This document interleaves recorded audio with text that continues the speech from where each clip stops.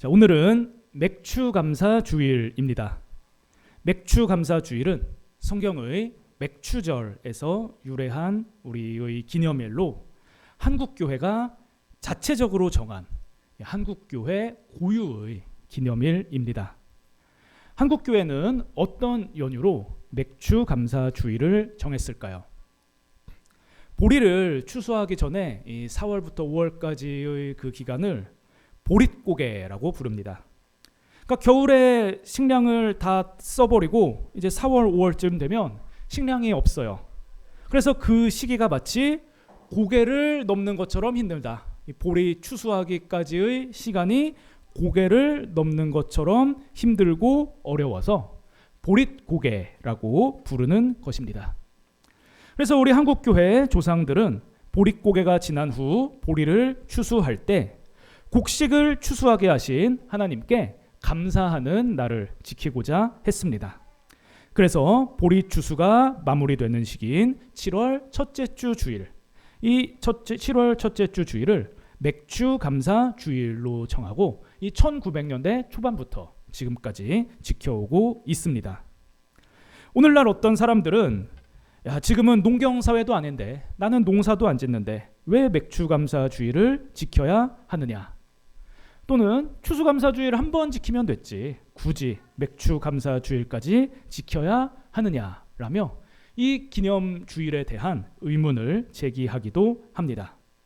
그러나 맥추감사주일은 어려운 시기에 하나님을 기억하며 감사했던 우리 한국교회의 감사정신을 계승하는 아주 소중한 기념일입니다.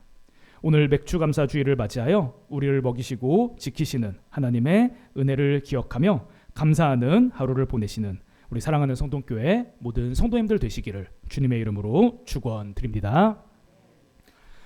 방금 말씀드린 것처럼 맥추감사주일은 우리 한국교회 고유의 기념일입니다. 그래서 맥추절과는 다른 날이다. 맥추감사주일과 맥추절은 엄밀히 따지면 다르다라고 할 수 있습니다. 그래서 맥추절과 맥추감사절의 차이가 있는데 이 시간에 그 차이점을 한번 살펴보겠습니다. 자, 먼저 첫째로 시기가 다릅니다. 자, 6월절은 히브리력으로 1월 14일입니다. 초실절은 6월절이 무슨 요일인가에 따라서 그 날짜가 정해지는데 6월절 후 첫 안식일 이튿날, 그러니까 6월절 다음에 나오는 첫 번째 일요일, 주일이 바로 초실절이에요. 그래서 요거를 조금 계산해 보면은 1월 16일부터 20일 사이에 이 초실절이 있습니다. 초실절은 6월절 후 첫 안식일 이튿날. 자, 그리고 맥추절도 마찬가지입니다. 맥추절도 6월절로 초실절이 정해지면 그 초실절을 기준으로 삼아서 날짜가 정해지는데 초실절로부터 7 안식일이 지난 이튿날, 그러니까 초실절로부터 50일째 되는 날입니다. 그래서 7 안식일이 지난 이튿날이니까 7 안식일, 7 곱하기 7이죠. 그래서 77절이라고도 부르고 이 7 안식일 49 더하기 1이니까 50해서 오순절이라고도 부릅니다. 자, 그런데 저 날짜가 히브리력이라고 했습니다. 히브리력. 이 히브리력이라는 것은 구약시대에 하나님께서 정해주신 달력인데 지금 우리가 사용하는 양력과는 2개월 정도의 차이가 있습니다. 자, 그럼 생각해 봅시다. 6월절은 1월 14일이고 초실절은 1월 한 16에서 20일 정도 사이라고 했습니다.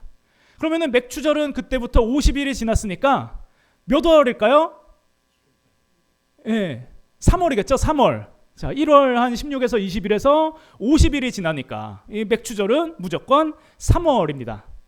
자, 그런데 히브리력으로 3월인데 히브리력과 양력은 2개월이 차이 난다고 했어요.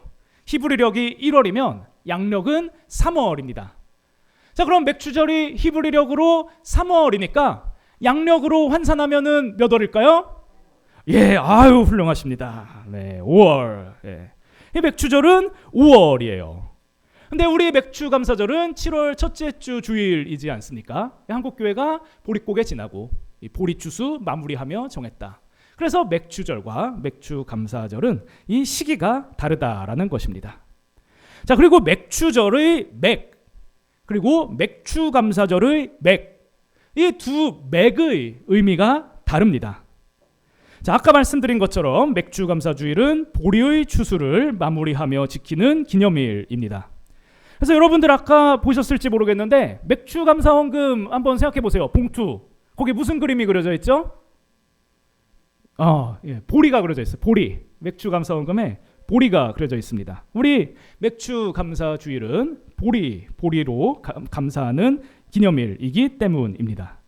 그런데 성경의 맥주절, 이 성경의 맥주절의 맥은 보리가 아니고 밀이에요. 밀. 우리가 보리를 대맥, 밀을 소맥, 소맥이 아니고 소맥이라고 부르지 않습니까? 그러니까 이 맥주절의 밀은 대맥이 아닌 소맥, 밀입니다. 자, 출애굽기 34장 22절을 보시면 77절 곧 맥주의 초실절을 지키고라는 구절이 있는데 저 맥주의 히브리어가 쉬타라는 단어로 밀이란 뜻입니다. 밀. 그래서 영어 성경을 봐도 저 이 쉬타를 위트, 밀이죠. 위트로 번역했고, 뭐 현대인의 성경, 쉬운 성경, 그리고 또 무슨 성경 있지? 새번역 성경, 이런 성경을 보면 너희는 밀의 첫 수확을 거두어, 이렇게 맥주를 밀이라고 번역했습니다. 그러므로 맥주절과 맥주감사주일은 시기도 다르고 그 맥이라는 단어가 의미하는 곡식의 종류도 다른, 서로 다른 날이라는 것입니다. 자, 그럼에도 불구하고 우리는 이 맥주감사주일에 맥주절을 기억하지 않을 수 없습니다. 왜냐하면 맥주절이 없었다면 우리 한국교회 조상들도 맥주감사주일이라는 기념일을 정하지 못했을 것이기 때문입니다. 일단 이름부터가 맥주감사주일이라고 하지 않습니까? 그러니까 모든 신학자들이 맥주감사주일은 성경의 맥주절에 착안해서 맥주절의 의미를 담아 기념하는 절기이다, 기념하는 기념일이다라는 것을 인정하고 있습니다. 따라서 우리는 맥주절과 맥주감사주일이 같은 날이라거나 우리가 구약의 절기를 지키는 것처럼 그런 식으로 지키는 것은 아니지만 그래도 맥주절의 의미를 기억하며 이 맥주감사주일을 기념해야 할 것입니다. 자, 그렇다면 오늘 우리가 맥주감사주일로 하루를 보내실 텐데요. 과연 우리가 오늘 기억해야 할 맥주절의 의미는 무엇인지 이 시간에 함께 살펴보도록 하겠습니다. 자, 유대인들은 예로부터 맥주절을 나탄 토라라고 부릅니다. 이 맥주절은 이름이 많아요. 맥주절, 칠칠절, 오순절도 있는데 이 유대인들은 옛날부터 나탄 토라라고 불렀습니다. 자, 나탄 토라의 나탄은 주어지다, 토라는 율법이라는 뜻으로 나탄 토라라고 하면 율법이 주어진 날이라는 뜻입니다.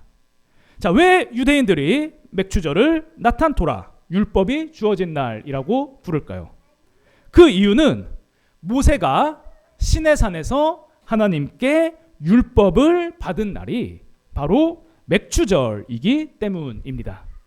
자, 이것이 이 유대인들의 전승으로 구약 시대부터 계속 내려오는 사실인데 우리가 성경을 통해서도 확인할 수 있습니다. 출애굽기 19장 1절 보겠습니다. 자, 이스라엘 자손이 애굽 땅을 떠난 지 3개월이 되던 날 그들이 시내 광야에 이르니라. 자, 이스라엘 백성이 이제 첫 번째 이 유월절이 처음으로 시작될 때 출애굽을 해서 시내 광야로 왔죠. 근데 여기 보니까 3개월이 되던 날 그랬어요. 그러니까 우리가 이거를 얼핏 보면 유대인 이 이스라엘 백성들이 출애굽한 다음에 시내 광야까지 오는데 3개월, 한 90일 정도 걸렸나 보다, 이렇게 생각하기 쉽습니다. 그런데 저 3개월이라는 저 단어의 히브리어를 확인해 보면 바호데스 하시리시라고 하는데, 바호데스는 달, 월 이런 뜻이고 하시리스는 세 번째라는 뜻입니다. 그러니까 그냥 1, 2, 3 할 때 3이 아니고 첫 번째, 두 번째, 세 번째라는 뜻이에요. 그래가지고 저 3개월의 정확한 의미, 정확한 번역은 3개월이 아니라 셋째 달, 3월이 이라는 뜻입니다. 그래서 이 영어 성경에도 third month라고 번역이 되어 있고, 우리 현대인의 성경, 새번역 성경, 이런 최근에 번역된 성경을 보면 아예 저렇게 이스라엘 백성은 이집트를 떠난 후 3월 1일에 시나이 광야에 이르렀다. 그러니까 이스라엘 백성이 90일 걸려서 3개월 걸려서 시내 광야에 온 게 아니라 3월 1일에 이 시내 광야에 도착했다는 것입니다. 자, 그런데 3월 1일에 이제 시내 광야에 도착한 이스라엘 백성은 먼저 장막을 쳤습니다. 자, 그리고 장막을 치고 다음 날 3월 2일에 모세는 하나님을 만나기 위해 시내산으로 올라갔습니다. 자, 그래서 제가 이제 참고하시라고 출애굽기에 이 내용을 화면에 적어 두었는데 그냥 얼핏 보시면서 제가 설명을 드리겠습니다. 자, 3월 2일에 모세가 하나님을 만나기 위해 시내산으로 올라가자 하나님께서는 모세에게 내 말을 잘 듣고 내 언약을 지키면 너희는 모든 민족 중에서 내 소유가 될 것이다. 이렇게 말씀하셨습니다. 그러자 모세는 이제 내려와서 이스라엘 백성에게 하나님의 말씀을 전달했고, 이스라엘 백성은 이르되 여호와께서 명령하신 대로 우리가 다 행하리이다. 이렇게 대답을 했습니다. 자, 그래서 그 다음 날 3월 3일에 이제 다시 모세가 시내산으로 올라갔습니다. 그래서 백성의 말을 전했죠. 이 백성이 하나님의 말씀에 순종하겠답니다.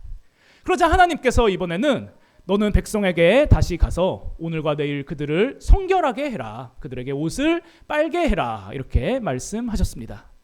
그래서 하나님께서 이 시내산에 강림할 것이다. 내가 이 시내산에 강림할 것이니까 너는 오늘과 내일 이 몸을 성결하게 하고 셋째 날을 기다려라. 그러니까 여기서 셋째 날은 모레죠. 모레. 오늘, 내일 성결하게 하고 그 다음 날, 셋째 날, 모레를 기다려라. 이렇게 말씀하셨다는 것입니다. 그래서 3월 3일에 이 말씀을 하셨으니까 오늘, 내일, 모레 하면 3월 5일입니다. 3월 5일. 자, 그래서 3월 5일 봅시다. 3월 5일에 하나님께서는 정말 말씀하신 대로 이 시내산에 우레와 번개와 구름 그리고 나팔 소리로 임재하셨습니다. 그리고 모세를 다시 부르셔서 이번에는 제사장은 몸을 성결하게 하고 백성들이 시내산에 가까이 올라오지 못하도록 하셨습니다. 그래서 백성이 가까이 오면은 죽는다. 그러니까 제사장들이 특별히 성결하게 해서 이곳을 지키고 백성들은 못 오게 해라라고 말씀하신 것입니다. 그래서 모세가 이 말씀을 듣고 또 내려가서 제사장에게 전하고 백성들에게도 정했어요. 그래서 이 성결하게 하고 이 백성들이 가까이 못하게 하는 그 작업을 했습니다. 그래서 이것이 3월 5일이고 이제 모세는 그 다음 날에 다시 하나님께 올라갔겠죠. 그래서 3월 6일 결론을 내리면 3월 6일에 모세가 하나님께 올라가서 율법을 받기 시작했다는 것입니다. 3월 6일에 다 받은 것은 아니고 3월 6일부터 하나님께 이 율법을 받기 시작했습니다. 자, 그런데 아까 6월절이 몇 월 며칠이라고 했었죠? 6월절은 1월 14일. 6월절은 1월 14일이죠. 자, 그런데 이 히브리력이 지금 이스라엘 백성들이 출애굽을 할 때 시작했기 때문에 첫 번째 6월절, 이 첫 번째 1월 1일은 안식일부터 시작합니다. 그래서 제가 달력을 그려왔어요. 이게 좀 글씨가 작은데 그래도 보이시죠? 이 토요일이 안식일이죠. 1월 1일이 처음이니까 안식일부터 시작해서 이 첫 번째 6월절은 무슨 요일이냐? 금요일이에요. 금요일. 자, 그래서 1월 14일 6월절은 금요일이다. 자, 그러면 초실절은 6월절 다음 안식일 토요일이 지나고 그 다음 날이니까 1월 16일 초실절은 1월 16일이 됩니다.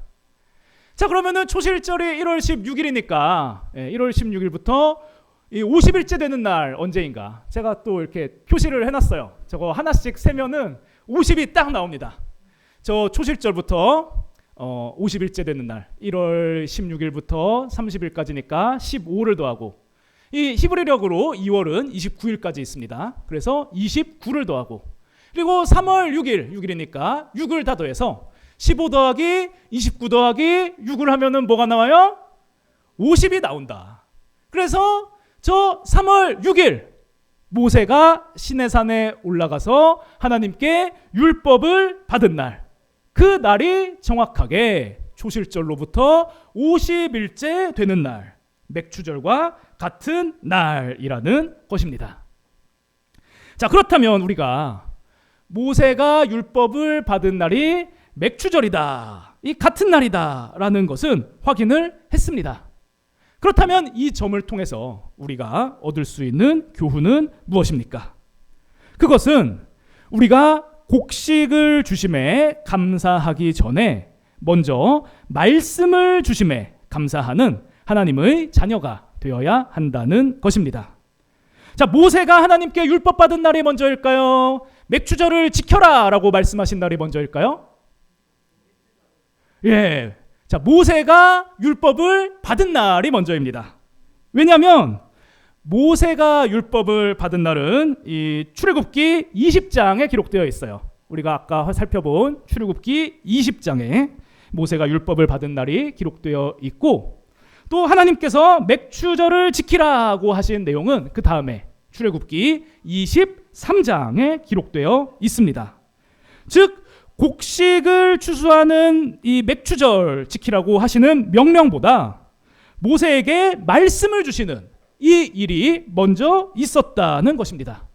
그래서 이 점을 토대로 정리하면 하나님께서는 이스라엘 백성으로 하여금 곡식을 누리며 감사하기 전에 먼저 하나님께 말씀을 받아 순종하며 말씀을 받았음에 감사하는 이 하나님의 백성이 되게 하셨음을 알 수 있습니다. 그래서 우리도 마찬가지입니다. 우리는 오늘 맥주 감사주의를 맞이하여 우리를 먹이시고 지키시고 많은 것을 누리게 하신 하나님께 감사해야 하지만, 그것으로 감사가 끝난다면 그것은 반쪽짜리 감사밖에 되지 않습니다. 자, 신명기 8장 3절에서 이런 말씀을 하셨죠. 사람이 떡으로만 사는 것이 아니요 여호와의 입에서 나오는 모든 말씀으로 산다. 물론 떡, 곡식도 하나님께서 주신 것이지만 우리를 진정으로 살게 하는 것은 곡식이나 떡과 같은 물질이 아니라 하나님께서 주셔서 순종하게 하신 말씀임을 기억하며 먼저 감사하는, 말씀으로 감사하는 삶을 살아야 한다는 것입니다. 오늘 맥주 감사주의를 맞이하여 하나님께서 우리에게 주신 모든 것으로 인해 감사드리되, 특별히 우리를 하나님으로의 자녀로 살게 하신 하나님의 말씀 주심에 감사하는 우리 사랑하는 성동교회 모든 성도님들 되시기를 주님의 이름으로 축원드립니다. 자, 그런데 이스라엘 백성이 하나님의 말씀을 받은 건 좋습니다. 율법을 받은 건 좋아요. 그리고 말씀 지키겠다고 약속한 것도 좋습니다. 우리 하나님 말씀 순종하고 하나님 백성 되겠습니다. 여기까진 좋아요. 그런데 문제가 있습니다. 이스라엘 백성, 모든 사람은 다 죄인이라서 이 하나님의 말씀인 율법을 지킬 능력이 없다는 것입니다. 자, 로마서 3장 20절 보겠습니다. 함께 읽겠습니다. 그러므로 율법의 행위로 그의 앞에 의롭다 하심을 얻을 육체가 없나니 율법으로는 죄를 깨달음이니라. 아멘. 율법의 행위로는 하나님께 의롭다함을 얻을 수 있는 사람이 없습니다. 율법으로는 그저 죄를 깨달음이에요. 죄만 계속 드러나게 됩니다. 왜냐하면 모든 사람은 죄인이라서, 이 원죄로 인한 죄인이라서 율법을 지킬 능력이 없기 때문입니다. 이스라엘 백성도 마찬가지입니다. 그들이 호기롭게 하나님의 말씀을 지키고 하나님의 백성이 되겠다고 약속했지만 그들은 얼마 지나지 않아 어떻게 했습니까? 하나님의 말씀을 어기고 불순종하여 우상을 만들어서 섬겼습니다. 출애굽기 32장 7절과 8절 우리 함께 읽겠습니다. 여호와께서 모세에게 이르시되 너는 내려가라. 내가 애굽 땅에서 인도하여 낸 내 백성이 후패하였도다. 그들이 내가 그들에게 명령한 길을 속히 떠나 자기를 위하여 송아지를 부어 만들고 그것을 예배하며 그것에게 제물을 드리며 말하기를 이스라엘아 이는 너희를 애굽 땅에서 인도하여 낸 너희 신이라 하였도다. 아멘. 모세가 시내산에 올라가서 하나님의 말씀을 받았는데 오래 걸렸어요. 수십 일이 걸렸습니다. 그러니까 이스라엘 백성이 그것을 기다리다가 참지 못하고 우리를 인도하여 낸 신을 만들자 해서 이 금송아지 우상을 만들어서 섬겼다는 것입니다. 그러므로 이러한 이스라엘 백성의 모습은 하나님의 말씀, 율법을 받았어도 그 율법에 순종할 수 없는 죄인의 모습을 보여줍니다. 자, 그리고 모세는 이러한 이스라엘 백성을 보고 분노했는데 어찌나 크게 분노했는지 하나님께 받은 이 율법 돌판, 십계명과 율법이 적힌 이 돌판을 깨버리고 이스라엘 백성 3,000명을 죽였습니다. 자, 출애굽기 32장 19절, 28절 우리 한 목소리로 읽겠습니다. 진에 가까이 이르러 그 송아지와 그 춤추는 것들을 보고 크게 노하여 손에서 그 판들을 산 아래로 던져 깨뜨리니라. 레위 자손이 모세의 말대로 행하매 이 달에 백성 중에 3,000명 가량이 죽임을 당하니라. 아멘. 자, 모세가 하나님께 율법 돌판을 받았습니다. 이스라엘 백성 말씀을 받았어요. 율법 받고 하나님 말씀대로 살겠습니다 라고 다짐했습니다. 그러나 죄인이기에 그들은 하나님 말씀에 불순종하여 우상 숭배를 할 수밖에 없었고 그들이 받았던 이 하나님의 말씀 율법 돌판은 깨지고 이 3,000명이나 죽임을 당하는 이런 죄인의 심판, 죄인이 당할 수밖에 없는 심판을 당하게 된 것입니다. 자, 그러므로 이러한 이스라엘 백성의 모습은 우리의 모습을 보여줍니다.